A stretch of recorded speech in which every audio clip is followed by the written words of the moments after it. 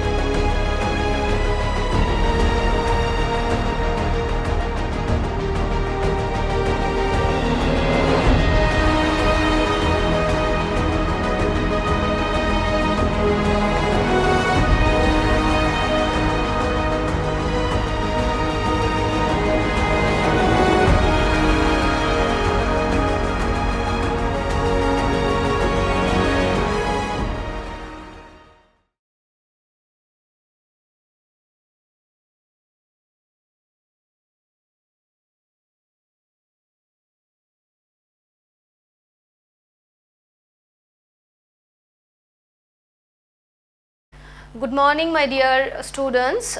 Today we will go through a very important topic of grammar, that is clause. But before going to start clause, we have to finish the rest part of speech. মানে আমরা part of speech আগের ক্লাসগুলোতে পড়েছি, তো তাতে interjection এবং কনজাংশনটা বাকি আছে, ঠিক আছে? তো এবার in my last class preposition চ্যাপ্টারটা আমি একটু ফাস্ট পড়িয়ে দিয়েছিলাম, ওই জন্য একটু রিপিট করে দিচ্ছি। আর আমরা কনজাংশন ইন্টারজেকশন শেষ করার পরে চলে যাব হচ্ছে গিয়ে ক্লজে। আর এই ক্লাসটা দেখতে বসার সময় কিন্তু অতি অবশ্যই খাতা এবং পেন নিয়ে বসবে। আর আমি যেগুলো ক্লাসে বোর্ড ওয়ার্ক করাবো খাতায় তোমরা নোট ডাউন করবে, কিন্তু আমি যখন বোঝাবো তখন নয়, বোঝানো হয়ে যাবে তারপরে বোর্ড থেকে তোমরা লিখে নেবে, বোঝানোর সময় নয়, ঠিক আছে? তাহলে আমরা চলে যাই হচ্ছে গিয়ে আজকে বাকি পার্টটাতে, যেটা হচ্ছে প্রিপোজিশন। তো হোয়াট ইজ প্রিপোজিশন? আচ্ছা, প্রিপোজিশন কথাটার অর্থ আমি এর মধ্যেই লুকানো আছে, সেটা হচ্ছে যে প্রি, দেখো আগে, কার আগে বসে, তো বসে কার আগে না নাউন বা নাউন ইকুইভ্যালেন্ট, হ্যাঁ, নাউন বা নাউন সমগোত্রীয় কিছু ওয়ার্ড বা প্রোনাউন বলতে পারো, নাউন সম কিছু, তো নাউন বা নাউন সম কিছু বা নাউন ইকুইভ্যালেন্ট। তো বসে এবার কি করে না, বসার পরে এই নাউন বা প্রোনাউন বা নাউন ইকুইভ্যালেন্ট যে ওয়ার্ডটা তার আগে বসে সেই নাউনের সাথে সেন্টেন্সে যে আরও ওয়ার্ড আছে তাদের সাথে একটা রিলেশনকে ইন্ডিকেট করে, মানে কি অবস্থায় আছে বা কি সিচুয়েশনে আছে এটা ইন্ডিকেট করে। আমি একটা সেন্টেন্স লিখি, দেখো, I write a pen, তো আমি যদি লিখি I write a pen, এখানে এই সেন্টেন্সটার মানে কিন্তু টোটালি ক্লিয়ার হলো না। কেন হলো না? এখানে একটা কিছু মিসিং আছে। কি মিসিং না, I write with a pen, তো দিস ইজ দ্য প্রিপোজিশন, ওকে? এই পজিশন বা এই নাউনের আগে বসলো, বসে এই পেনটা আর আয়ের সাথে একটা অবস্থা আমাদেরকে বলে দিচ্ছে। কি বলে দিচ্ছে না, আমি লিখি পেন দিয়ে, ওকে? তো these are the pronounce, sorry preposition, noun বা প্রোনাউনের বা নাউন ইকুইভ্যালেন্ট কোনো ওয়ার্ডের আগে বসে ও কি করে, সেই নাউন বা নাউন ইকুইভ্যালেন্ট ওয়ার্ডের সাথে সেন্টেন্সের যে আর ও ওয়ার্ড আছে তার একটা অবস্থা আমাদেরকে বলে দেয়। আর একটা সেন্টেন্স লিখি I have a chalk,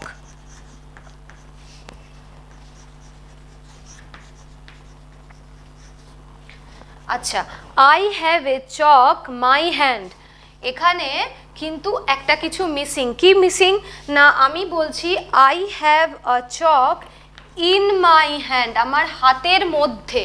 তো এই যে ইনটা মাই হ্যান্ড এই নাউনের আগে বসলো, বসে এই চক মানে এই চকটা কোথায় আছে, মানে হাতের কার হাতে আছে না আমার হাতে আছে। তো এই ওয়ার্ডটা ছাড়া কিন্তু এই সেন্টেন্সটার মানেটা পুরোটাই ইনকমপ্লিট। তো নাউনের আগে ইন কথাটি বসে কার হাতে আছে, সেটা আই হতে পারে বা he she what ever it may be, এই সিচুয়েশনটা আমাদেরকে বলে দেয়। তো না, প্রিপোজিশনের কাজ হচ্ছে নাউন বা প্রোনাউন বা নাউন ইকুইভ্যালেন্ট ওয়ার্ডের আগে বসে সেন্টেন্সে ওই নাউন বা প্রোনাউনের সাথে সেন্টেন্সের আর ওয়ার্ডের যে রিলেশন বা সিচুয়েশন সেটা আমাদেরকে বলে দেয়। ওকে, তাহলে আমরা প্রিপোজিশনটা শেষ করে নিলাম। এবার আমরা, আর তোমরা তোমাদের গ্রামার বইয়ে দেখবে ছোটবেলা থেকে অনেক প্র্যাকটিস করেছো, in, on, up, upper, up, down, এই সমস্ত ওয়ার্ডসগুলো পরিস্থিতি অনুযায়ী সেন্টেন্সের স্ট্রাকচার অনুযায়ী fill in the blanks with appropriate preposition and article দিয়ে থাকে তোমাদের। তো তোমরা এগুলো তো করেছো এবং মোটামুটি জানো, আমি একটু রিপিট করে দিলাম। এবার আমরা চলে যাব হচ্ছে কি ইন্টারজেকশনে। What is interjection? আচ্ছা,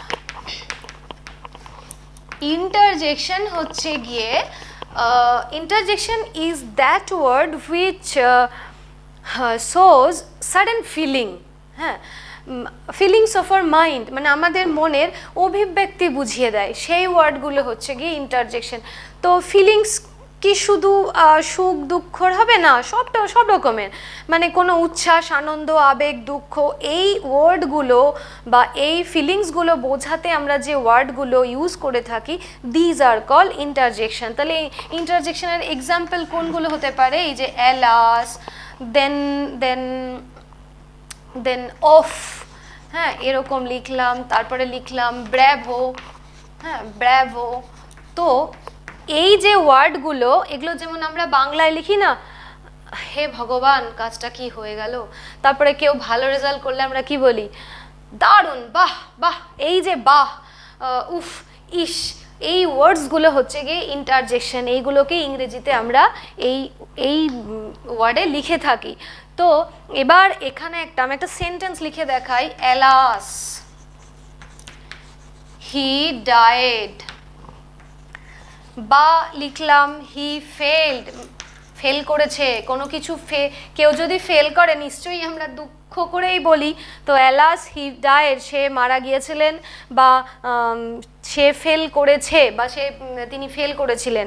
তো এই জাতীয় ওয়ার্ডসগুলোর ক্ষেত্রে একটা স্পেশাল ফিচার্স কি বলো তো? ফিচার্স হচ্ছে exclamation marks, that is the exclamation marks. এটা কিন্তু অতি অবশ্যই দিতে হবে, যেটাকে আমরা বাংলায় বলে থাকি বিস্ময়সূচক মার্কিং বা বিস্ময়সূচক চিহ্ন। আমরা বাংলাতেও এগুলো ব্যবহার করে থাকি। তো এই হচ্ছে ইন্টারজেকশন। অ্যালাস, ওফ, ব্র্যাভো, উফ, ওফ, এই ধরনের ওয়ার্ডসগুলোকে আমরা ইংরেজিতে ইন্টারজেকশনস বলে থাকি। এবার একটা কথা যেটা বলার বিষয়, সেটা হচ্ছে যে এরপর আমাদের বাকি থাকলো হচ্ছে গিয়ে কনজাংশন। তো আমরা না কনজাংশনটা শুরু করার আগেই চলে যাব ক্লজে। কেন বলো তো? কারণ কনজাংশনে কিছু কিছু ওয়ার্ড আছে যেইগুলো যদি আমরা ক্লজটা না পড়ি, কনজাংশনের মিনিংটা আমি তোমাদেরকে ফুললি ক্লিয়ার করতে পারবো না। তাহলে একদম ডিরেক্ট আমরা চলে যাব হচ্ছে ক্লজে, দেন আমি কনজাংশনে আসবো। তো এবার আমরা যে ক্লজ শিখবো, তোমরা কিন্তু এই চ্যাপ্টারটা গ্রামারের ভেরি ভেরি ইম্পর্টেন্ট পার্ট, এবং শুধুমাত্র ক্লাস 9-এ নেই, 9, 10, 11, 12 সব জায়গায় আছে। ক্লজেই জয়েনিং, স্প্লিটিং এগুলো কম্পালসারি থাকবেই। খুব যত্ন করে এই চ্যাপ্টারটা পড়বে এবং এখন মন দিয়ে শুনবে। এনি কনফিউশন যদি হয় এই ক্লাসটার পরেও, কোনো কনফিউশন গ্রামাটিক্যাল সংক্রান্ত, আমাকে পরে হোয়াটসঅ্যাপ করে বা ফোন করেও কিন্তু কনফিউশন ক্লিয়ার করে নিতে পারো, আমি নাম্বার পরে দিয়ে দেবো। আচ্ছা, এবার হচ্ছে ক্লজ। তো first of all we must know what is clause. ক্লজটা কী, ক্লজের ডেফিনেশনটা কি, বা ক্লজ ইজ সাম হোয়াট। তো ক্লজ কি জানার আগে আমাদের কয়েকটা জিনিস জানা দরকার। হ্যাঁ, সেটা হচ্ছে যে clause is a part of a sentence. Part of a sentence. Then clause is a group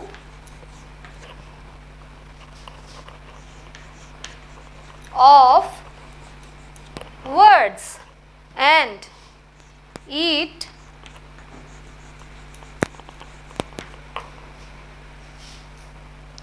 must have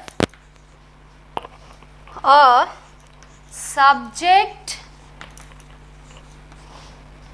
verb combination.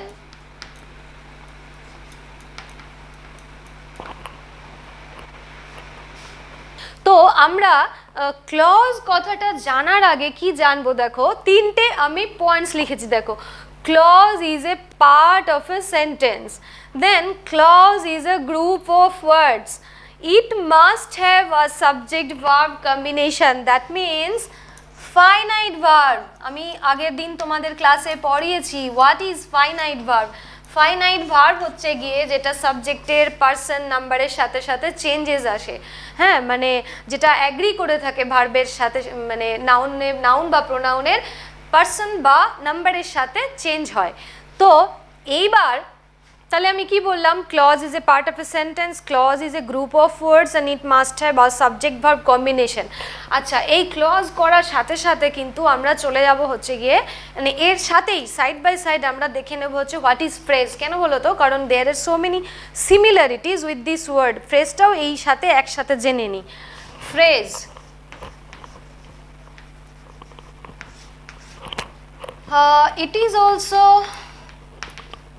it is also a part of a sentence.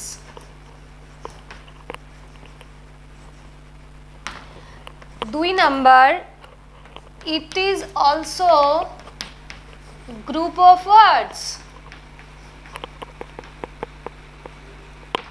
তিন নাম্বার,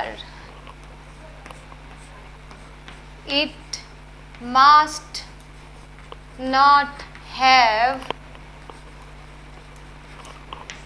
subject verb combination.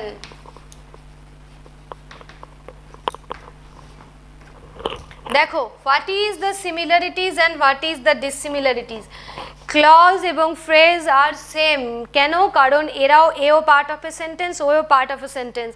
এও কিন্তু group of ওয়ার্ডস, ওটাও কিন্তু group of words, but এটার কিন্তু অবশ্যই subject verb combination থাকবে, ফ্রেজের থাকবে না subject verb combination. This is the difference between clause and phrase. একটা সেন্টেন্স দেখাই তাহলে তোমাদের কাছে আরেকটু ক্লিয়ার হয়ে যাবে। আচ্ছা, সেন্টেন্সটা কোথায় লিখি? সেন্টেন্সটা লিখছি এইখানে, দাঁড়াও।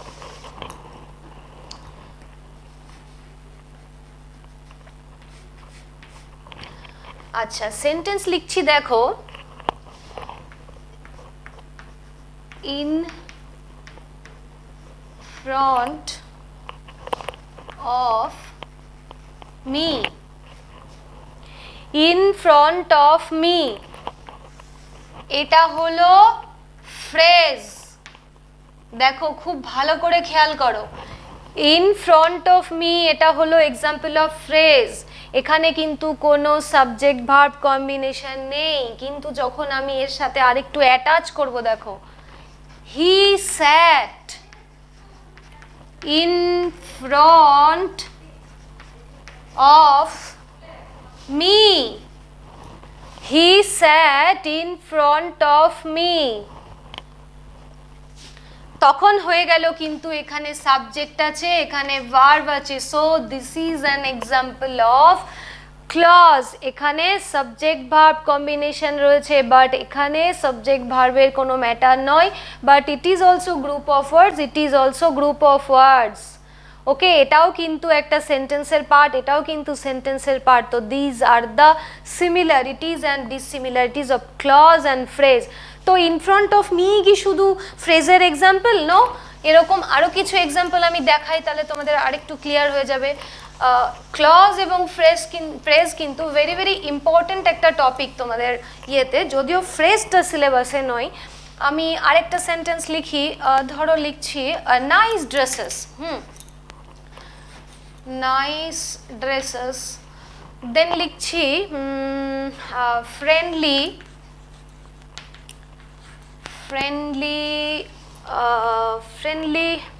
Attitude.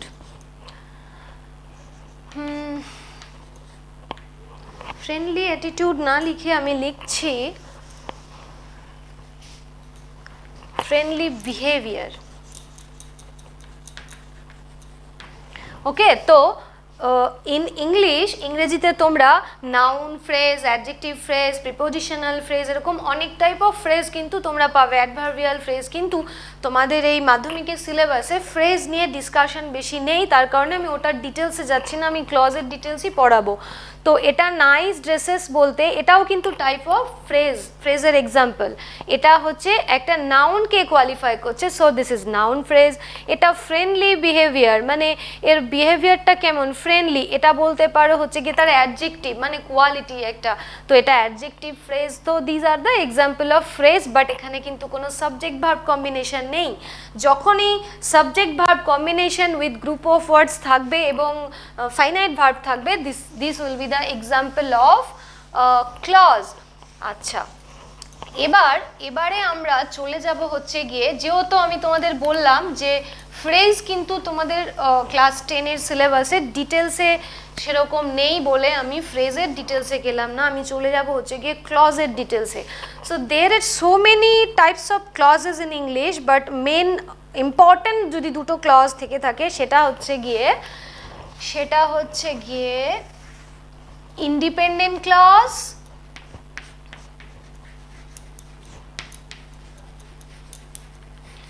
and then dependent clause.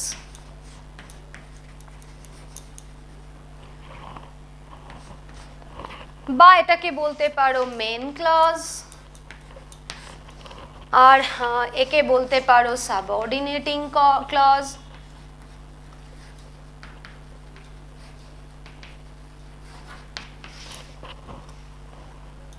ঠিক আছে, এইবার আমাদের জানতে হবে যে হোয়াট ইজ ইন্ডিপেন্ডেন্ট ক্লজ বা মেন ক্লজ, আর একটা ডিপেন্ডেন্ট ক্লজ বা সাবঅর্ডিনেটিং ক্লজ আবার কি।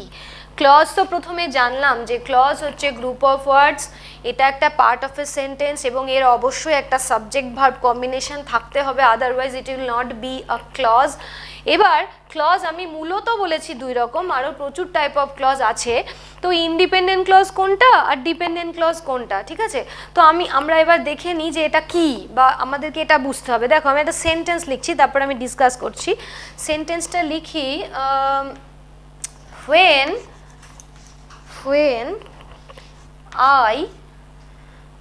when I was there.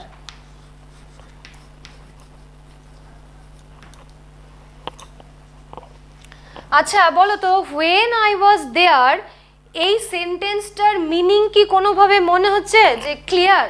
when I was there, দেখো হ্যাঁ, when was I there, তাহলে কোয়েশ্চেন মার্ক দিয়ে যদি আমি এটা কোয়েশ্চেন করতাম তাহলে ঠিক ছিল, কিন্তু আমি এটা অ্যাসার্টিভ মানে সেন্টেন্স অ্যাসার্টিভ ফর্মে লিখেছি, মানে এখানে সাবজেক্ট আছে, এখানে ভার্ব আছে, এখানে অবজেক্ট নয় এটা। তো আই ওয়াজ দেয়ার, তো এটা সেন্টেন্সের মিনিংটা কোথাও মনে হচ্ছে না ইনকমপ্লিট, এর আগে পিছে কিছু আছে, then the meaning of this sentence will be clear. তাহলে এই যে সেন্টেন্সটা ইনকমপ্লিট মনে হচ্ছে, এবার এই সেন্টেন্সটা না কমপ্লিট হয়ে যাবে। দেখো আমি লিখছি,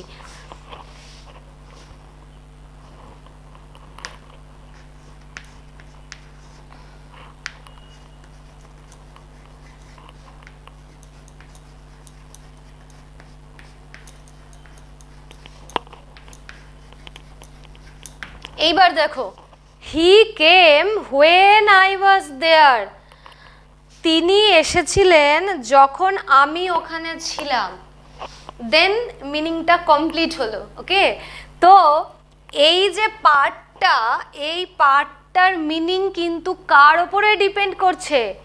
এই পার্টটার ওপরে। ক্লিয়ার? তো so this part is called dependent clause আর সাবঅর্ডিনেটিং ক্লজ, আর বাংলাতে নির্ভরশীল বাক্য।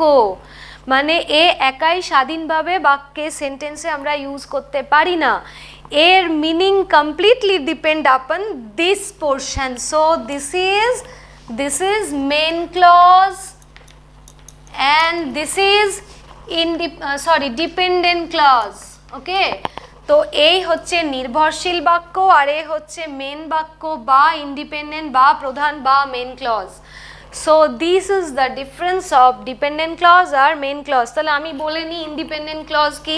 তাহলে independent clause is that part of sentence যে সেন্টেন্সে স্বাধীনভাবে নিজেই নিজের মানে ক্লিয়ার করে বসতে পারে, যার মানে বাক্যের অন্য পার্টের ওপরে ডিপেন্ড করে না। ক্লিয়ার? আর ডিপেন্ডেন্ট ক্লজ কোনটা? ডিপেন্ডেন্ট ক্লজ একাই বাক্যে স্বাধীনভাবে বসতে পারে না, তার জন্যই তাকে নাম দেওয়া হচ্ছে নির্ভরশীল বাক্য। তার মানে যে সেন্টেন্সটার অর্থ অন্য আরেকটা বাক্যের মানে ওই একই বাক্যে আরেকটা পার্টের ওপরে ডিপেন্ড করে, মানে ও স্বাধীনভাবে একাই বাক্যে আমরা ব্যবহার করতে পারি না। That's why it is call subordinating clause আর ডিপেন্ডিং ক্লজ বা ডিপেন্ডেন্ট ক্লজ। ওকে, তো this is independent clause and dependent clause. এবার এই আরেকটা ক্লজ আছে, আমি বোঝাচ্ছি। ডিপেন্ডেন্ট ক্লজের ডিটেলসটা আমি পরে বোঝাচ্ছি, আর ডিপেন্ডেন্ট ক্লজের ডিটেলসটা আরও রয়েছে তোমাদের সিলেবাসে, সেগুলো আর একটু ইলাবোরেটলি আমি ডিসকাস করব। তো এই ডিপেন্ডেন্ট ক্লজ আর ইন্ডিপেন্ডেন্ট ক্লজ ছাড়া আরও একটা পার্ট অফ ক্লজ আছে, কি বলো তো? সেটা হচ্ছে গিয়ে কোঅর্ডিনেটিং ক্লজ। সেটা আবার কি ক্লজ? আমি তোমাদেরকে কি বললাম যে সেন্টেন্স মানে ইংরেজিতে প্রচুর টাইপ অফ সেন্টেন্স আছে, কিন্তু মূলত এই দুটোকে ধরা হয়ে থাকে। আরেকটা পার্ট কি না, কোঅর্ডিনেটিং ক্লজ। এবার আমরা জেনে নিই যে হোয়াট ইজ কোঅর্ডিনেটিং ক্লজ।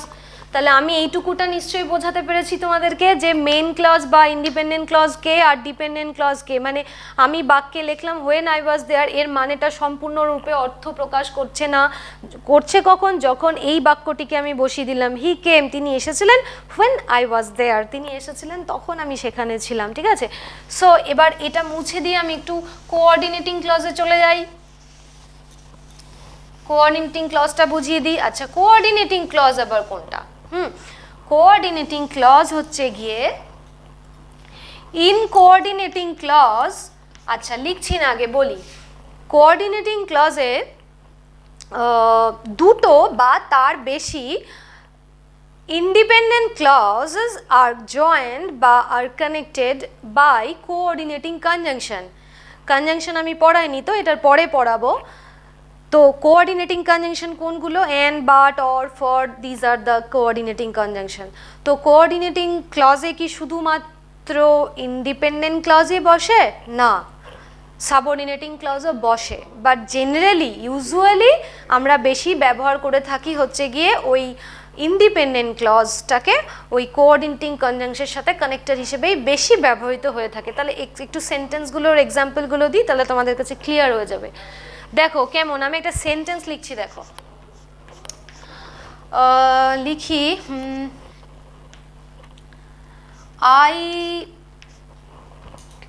লিখি দাঁড়াও,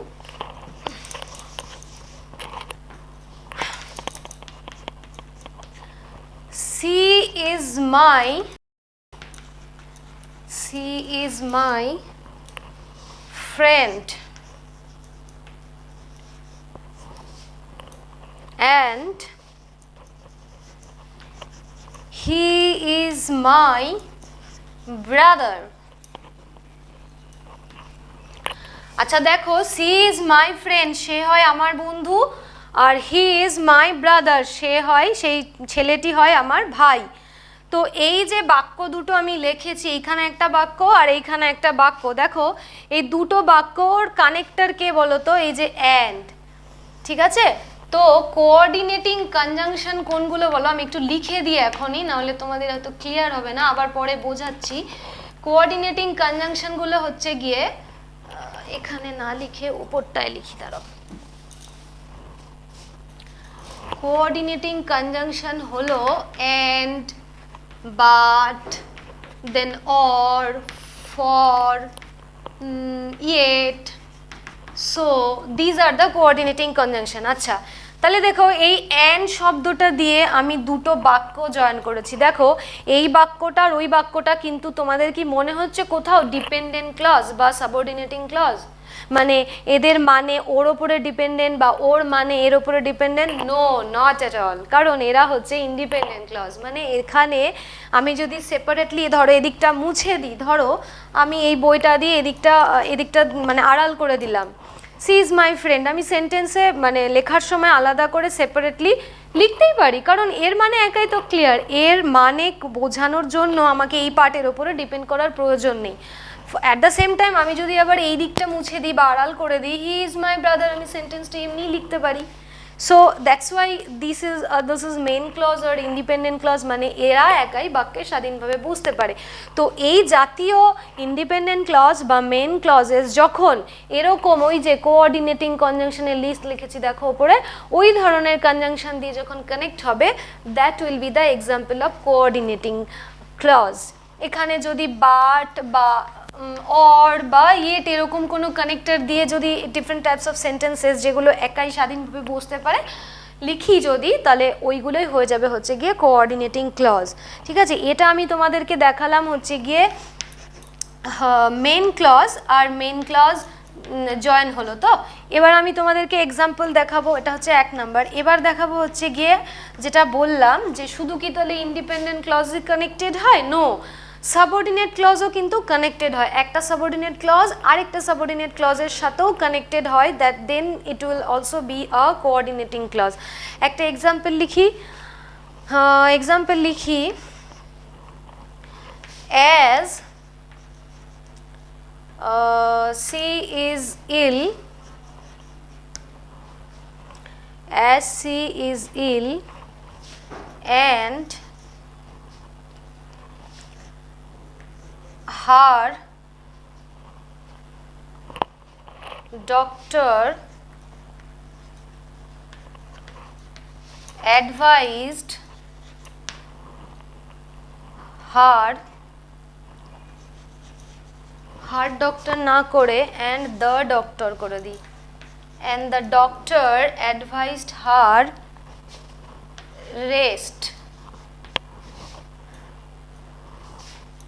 she will not come। দেখো, as she is ill and the doctor advised her rest, she will not come। এখানে দেখো এইটা হচ্ছে গিয়ে একটা dependent clause. as she is ill মানে একে আমি আলাদা করে মানে ইন্ডিপেন্ডেন্টলি বা স্বাধীনভাবে আলাদা করে লিখতে পারবো না, এর অর্থ এদের উপরে dependent. So this is dependent clause বা সাবঅর্ডিনেট ক্লজ। ক্লিয়ার? আরেকটা ক্লজ কি বলতো, এই যে আরেকটা ক্লজ হচ্ছে গিয়ে and the doctor advise her rest, she will not come।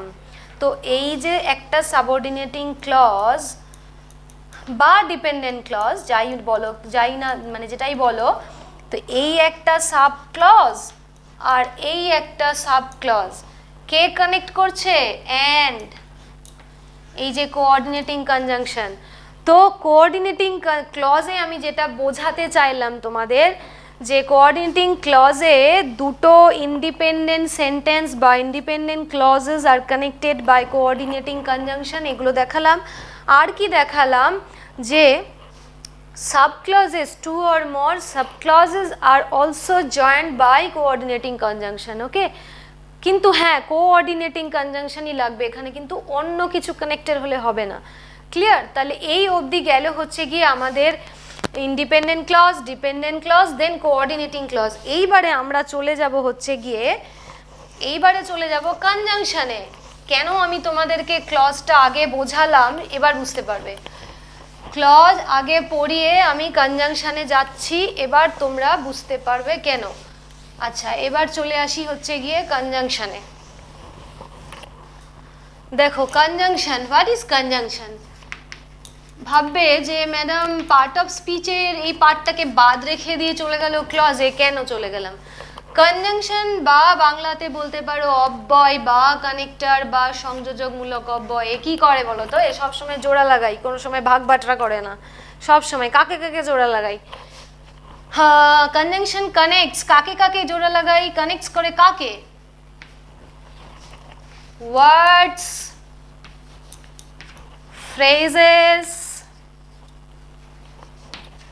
clauses। এই কারণেই আমি তোমাদেরকে আগে ফ্রেজ আর ক্লজটা পড়ালাম। দেখো আমি যদি ফ্রেজ আর ক্লজ যদি না বুঝিয়ে তোমাদেরকে কনজাংশন পড়াতাম, তোমাদের যদি কারোর কোনো কনফিউশন থেকে থাকতো, ধরো 7-8 ক্লজ করেছো তোমরা, আমি জানি সিলেবাসে আছে, কিন্তু যদি সেই সময় ঠিকমতো না বুঝে থাকো, তখন ভুলে গিয়ে থাকো, তার কারণে আমি ক্লজ আর ফ্রেজটাকে আগে বোঝালাম, তারপরে আমি আসলাম কনজাংশনে। তো কনজাংশনে কি, কনজাংশন কাকে কাকে কানেক্ট করে না, ওয়ার্ডসকে, ফ্রেজকে আর ক্লজকে। ক্লিয়ার? তো একে এই তিনটে পার্ট অফ ইয়েকে কানেক্ট করে, এর কাজই হচ্ছে কানেক্ট করা বা যুক্ত করা। তো আমরা একটা এক্সাম্পল লিখি। কেমন লিখবো এক্সাম্পল লিখি, দাঁড়াও লিখি, মিনি হ্যান্ড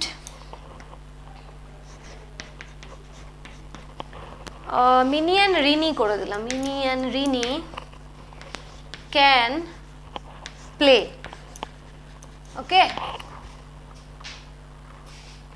আচ্ছা, Mini and Rini can play. তারপরে 2 নম্বরে লিখছি হি, আগে এক্সাম্পলটাই দিয়ে দিচ্ছি, হি sat behind you but in front of me। আমি তোমাদেরকে পড়িয়েছি যে ফ্রেজ হচ্ছে কি group of words but does not have the subject verb combination বা ফাইনাইট ভার্ব। আচ্ছা, আমি মানে ডিসকাস করছি, দাঁড়াও 3 নম্বর সেন্টেন্সটা লিখি। As I was ill, I was না করে I am করে দিই, as I am ill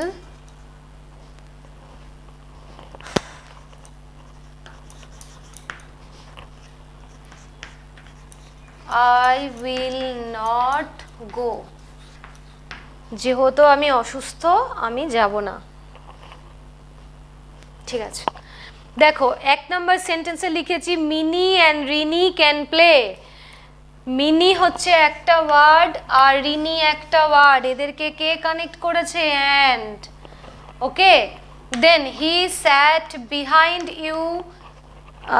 behind you but in front of me। this is an example of কি, phrase, and this is an example of phrase। K connect করলো এদের দুজনকে, এই দুজন ভদ্রলোককে কে কানেক্ট করলো, কার এত বড় ক্ষমতা, এই যে এই ভদ্রলোক কানেক্ট করলো। বাট ওকে, এখানে আমরা অ্যান্ড কানেক্ট করলো দেখতে পাচ্ছি, আর as I am ill I will not go. দেখো আমি ওখানে লিখেছি ক্লজকেও কানেক্ট করে, এই যে এখানে আবার কে কানেক্ট করলো, এই যে এ। তো এই দাঁড়াও, এখানে and but or for, sorry এই অ্যাসটা এখানে আচ্ছা কনজাংশন হিসেবে দিতে পারি, এটা কোঅর্ডিনেটিং কনজাংশনের আমি তো এক্সাম্পল দিইনি। ঠিক আছে, হ্যাঁ, as I am ill I will not go. দেখো এখানে এই দুটো আমি বলেছি কি যে ক্লজকেও কানেক্ট করে, তো এই একটা ক্লজ যেখানে এটা হচ্ছে গিয়ে তোমার বলতে পারো সাবঅর্ডিনেট ক্লজ বা ডিপেন্ডেন্ট ক্লজ, হ্যাঁ, আর এটা হচ্ছে গিয়ে মেন ক্লজ। তো এই দুটো ক্লজকে কে কানেক্ট করলো, এই যে as.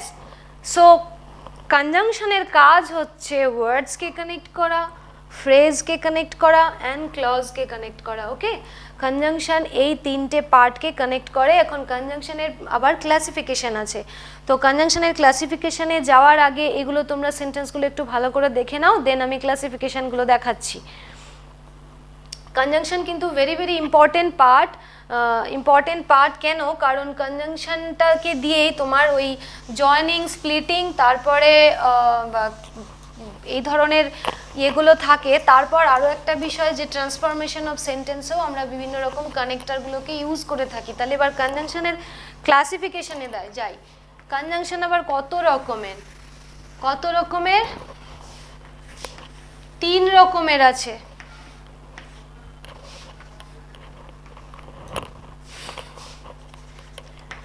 Coordinating conjunction,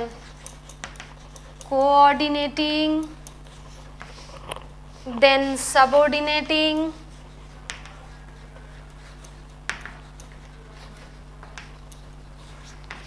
then correlative।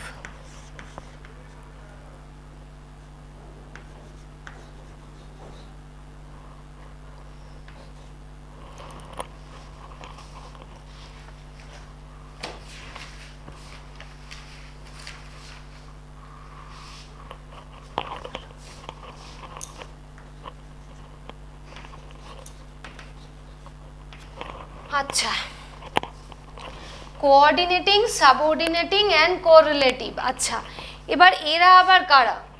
দেখো, কোঅর্ডিনেটিং কনজাংশন হচ্ছে খুব ভেরি ভেরি কমনলি, মানে বেশিভাবে ব্যবহার হয়ে থাকে ইংরেজি ল্যাঙ্গুয়েজে, কারণ অ্যান্ড, বাট, অর এগুলোই আমরা সেন্টেন্সে বেশি কানেক্টর হিসেবে ইউজ করে থাকি। হ্যাঁ, আর এই কোঅর্ডিনেটিং কনজাংশন কাকে কাকে কানেক্ট করে, কি বললাম বলো তো? ওই যে ওয়ার্ডস, কোঅর্ডিনেটিং কনজাংশন connects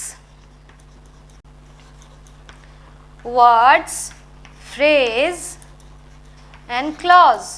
ওকে, আর কোঅর্ডিনেটিং কনজাংশন কোনগুলো আমি এর আগের বোর্ড ওয়ার্কে লিখেছিলাম, আরেকবার লিখে দিচ্ছি।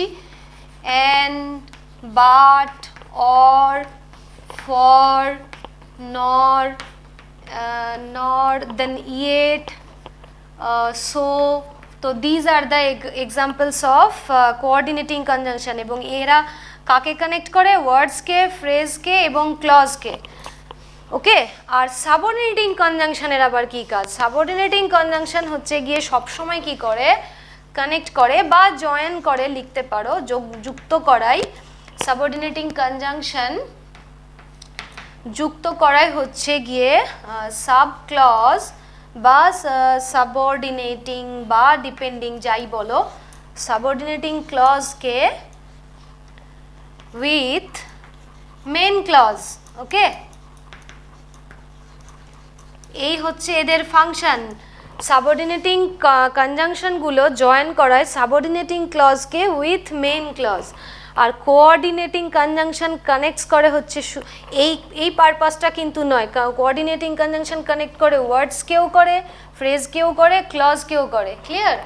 আর তাহলে সাবঅর্ডিনেটিং কনজাংশন কোনগুলো আমরা পরে পেয়ে যাব। সাবঅর্ডিনেটিং কনজাংশনগুলো হচ্ছে গিয়ে যখন আমরা ওই ইয়েতে চলে যাব, কমপ্লেক্স সেন্টেন্সে, তখন আমরা অনেকগুলো পেয়ে যাব। সাবঅর্ডিনেটিং কনজাংশন ইন্ডিকেটস বলতে পারো ওই টাইম, ইন্ডিকেটস টাইম, প্লেস, এইগুলো। মানে কিছু এক্সাম্পল আমি লিখে দিচ্ছি।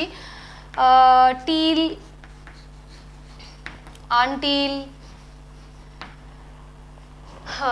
দেন বিফোর, আফটার, হোয়ার, এই ধরনের ওয়ার্ডগুলো হচ্ছে গিয়ে অ্যাজ, বিকজ, এই ওয়ার্ডগুলো so that, in order that, এই সরি সো দ্যাট নয়, হ্যাঁ সো দ্যাট হবে। আচ্ছা, তো এই ওয়ার্ডগুলো বা এই কনজাংশনগুলো হচ্ছে গিয়ে সাবঅর্ডিনেটিং কনজাংশনের মধ্যে পড়ে বলতে পারো। আর কোরিলেটিভ কনজাংশন আবার কোনগুলো হচ্ছে গিয়ে কোরিলেটিভ কনজাংশন। তো এইগুলো অলওয়েজ ইন পেয়ার্স, আমরা এগুলো কিন্তু করেছি ক্লাস 7-8-এ করেছি। কোনগুলো বলো তো? আইদার অর, নাইদার নর, নট অনলি বাট অলসো, মানে গ্রুপে থাকে যে কনজাংশনগুলো, সেই কনজাংশনগুলো হচ্ছে গিয়ে আইদার অর, গ্রুপে লিখি কি না ইন পেয়ার, তারপরে ওই নাইদার নর, তারপরে নট অনলি বাট অলসো,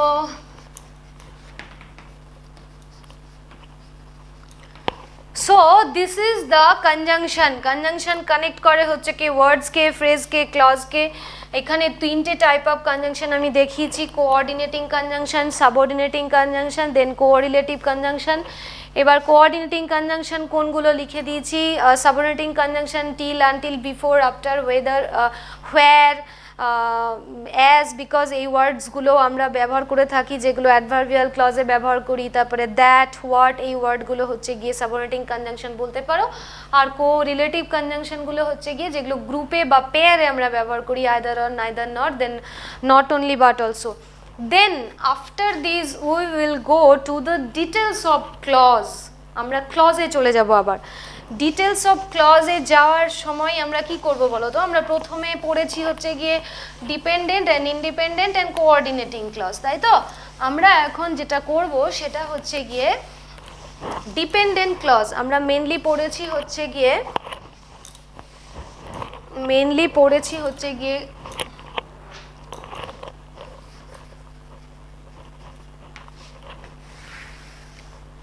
পড়েছি মেন ক্লজ বা ইন্ডিপেন্ডেন্ট, লিখি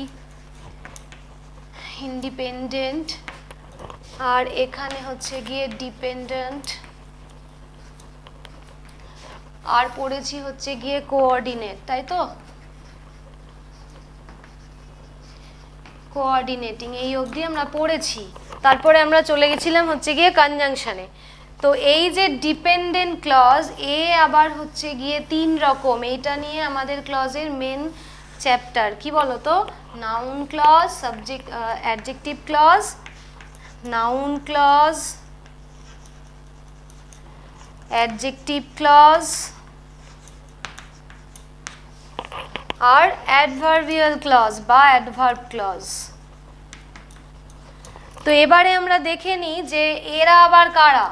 এত তো পার্ট, ইন্ডিপেন্ডেন্ট ক্লজ পড়েছি, ডিপেন্ডেন্ট পড়েছি, কোঅর্ডিনেটিং পড়েছি। তো ডিপেন্ডেন্ট ক্লজ হচ্ছে গিয়ে 3 রকমের হয়ে থাকে, noun, adjective and adverbial.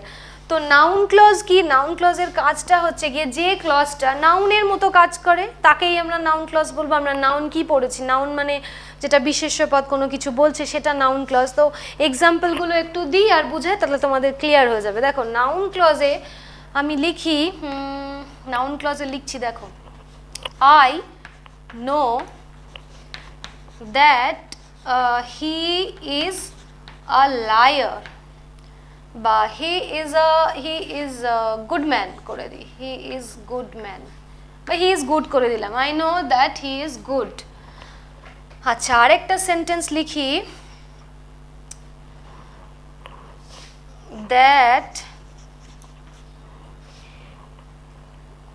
That he is good, এটাকেই লিখছি, দ্যাট হি ইজ গুড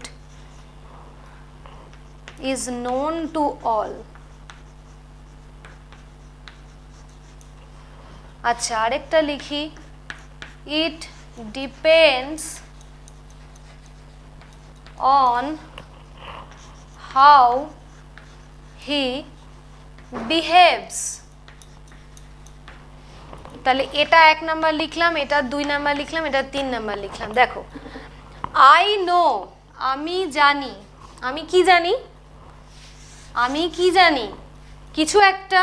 সে কিছু একটার অ্যান্সার কি কোনটা? এই যে দ্যাট হি ইজ গুড। আমি কিন্তু একটা ওয়ার্ড বললে হবে না, দ্যাট হি ইজ গুড। আমি জানি কিছু একটা, হোয়াটের অ্যান্সার হয়ে যাবে দ্যাট হি ইজ গুড।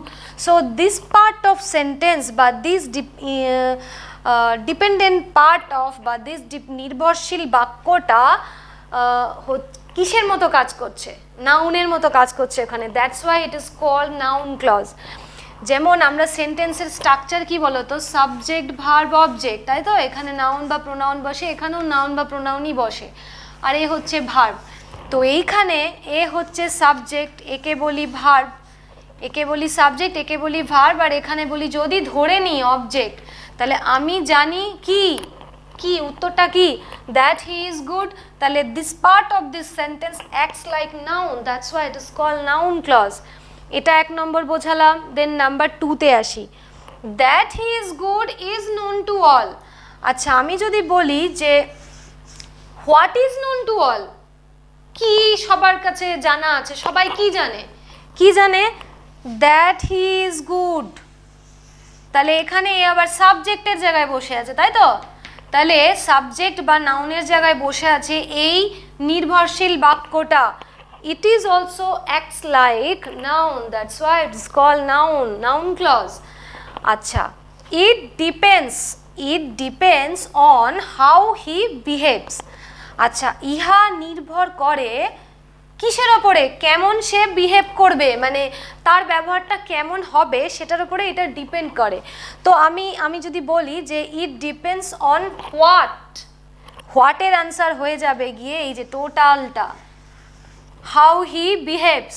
তো এই একটা ওয়ার্ড কিন্তু নয়, এখানে এতগুলো গ্রুপ অফ ওয়ার্ডস একটা ওয়ার্ডের কাজ প্লে করছে, একটা ওয়ার্ডের কাজ প্লে করছে। সো আমরা এখানে কি দেখলাম যে নাউন ক্লজে মানে যে ক্লজটা বা যে ডিপেন্ডেন্ট ক্লজটা, এই যে নির্ভরশীল বাক্য,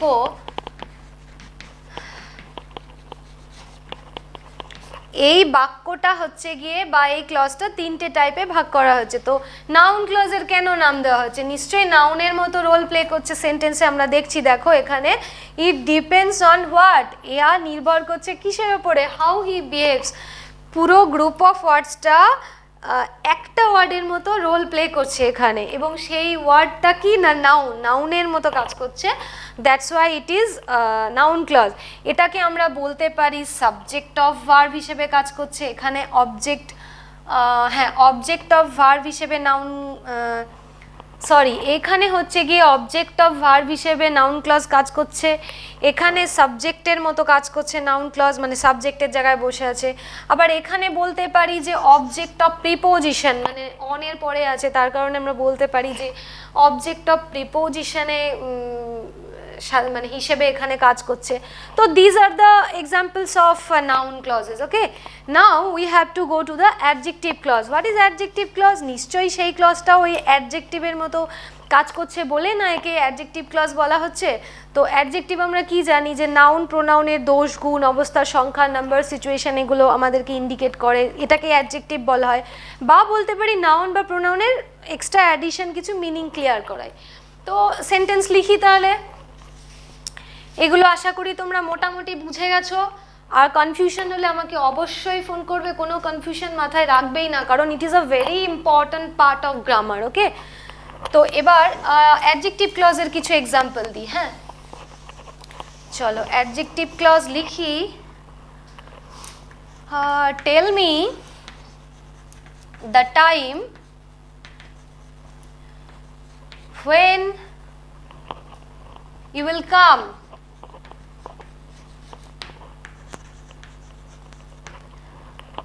আরেকটা লিখছি দেখো, tell me the place where he was born. আচ্ছা, tell me the time when you will come, আর tell me the place where he was born। তো এখানে দেখো, একে যদি আমি মেন ক্লজ বলি আর টেল মি দ্য প্লেসকেও যদি আমি মেন ক্লজ বলি, তাহলে টেল মি দ্য টাইম, দেখো এই টাইমটাকে ইন্ডিকেট করছে, মানে এই নাউনটার সম্বন্ধে কিছু একটা বলছে কে, when you will come, মানে তুমি কখন আসবে। এই যে সময়টা, মানে সময়টা সম্বন্ধে এক্সট্রা একটা ইনফরমেশন জানতে চাইছে বা কিছু একটা করতে চাইছে কে না, when you will come। So এই পার্টটাকে বলবো হচ্ছে গিয়ে আমরা অ্যাডজেক্টিভ ক্লজ, অ্যাডজেক্টিভ ক্লজ। আবার আরেকটা সেন্টেন্স লিখি দেখো, tell me the place where he was born। এই প্লেসটা সম্বন্ধে কিছু একটা ইনফরমেশন আমরা পাচ্ছি না, যেখানে সে জন্মগ্রহণ করেছে। Tell me the place where he was born, তো এইটার সম্বন্ধে এক্সট্রা কিছু ইনফরমেশন আমাদেরকে কে বলে দিচ্ছে না, where he was born। তো এ যদি মেন ক্লজ হয়, এ হয়ে যাবে গিয়ে সাব ক্লজ। এবার সাব ক্লজটা এখানে কেন অ্যাডজেক্টিভ ক্লজ, কারণ এই নাউনগুলোর সম্বন্ধে এক্সট্রা ইনফরমেশন আমরা পাচ্ছি হচ্ছে গিয়ে এই ক্লজটাতে বা এই সাবঅর্ডিনেট ক্লজটাতে, বা অ্যাডজেক্টিভের মতো এখানে কাজ করছে, that's why it is call adjective clause. But এখানে একটা ভেরি ভেরি ইম্পর্ট্যান্ট, অ্যাডজেক্টিভ ক্লজে একটা ইম্পর্ট্যান্ট পার্ট হচ্ছে antecedent. Very very important, antecedent. You have to know what is antecedent. This is called antecedent. এইটা হচ্ছে গিয়ে antecedent। কেন বলো তো? কারণ এইটা একমাত্র অ্যাডজেক্টিভ ক্লজেই থাকবে।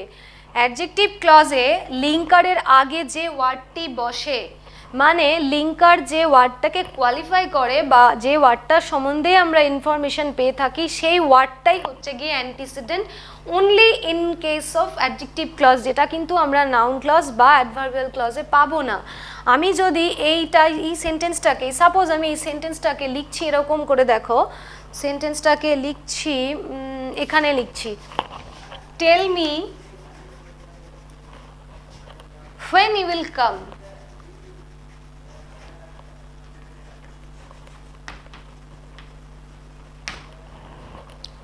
যখন আমি ওই টাইম কথাটা উঠিয়ে দিলাম না, এই যে দ্য টাইম, মানে এই অ্যান্টিসিডেন্টটাকে আমি উঠিয়ে দিলাম, তখনই কিন্তু এটার অ্যাডজেক্টিভ ক্লজ থাকলো না, এটা হয়ে গেল নাউন ক্লজ।